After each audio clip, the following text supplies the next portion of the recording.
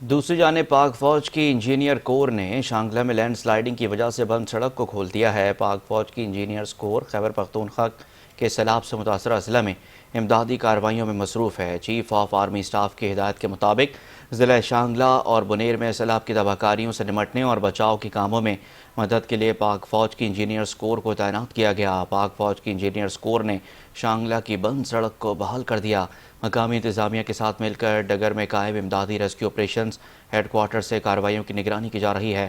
Army engineers plant machinery اور خصوصی urban search and rescue ٹیموں کے ساتھ بشنوئی، بٹائی، گوگند اور پیر بابا میں روڈ کلیئرنس اور ریکوری آپریشنز میں مصروف عمل ہیں۔ شانگلہ میں بھاری ساز و سامان کے ساتھ آرمی انجینئرز الپوری میں تعینات ہیں۔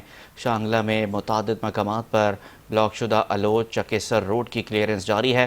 پاک فوج متاثرہ آبادی کو ہر ممکن مدد فراہم کرنے میں ثابت قدم ہے۔ امدادی سرگرمیاں رابطے کی مکمل بحالی اور معمول پر آنے تک جاری رہیں گی۔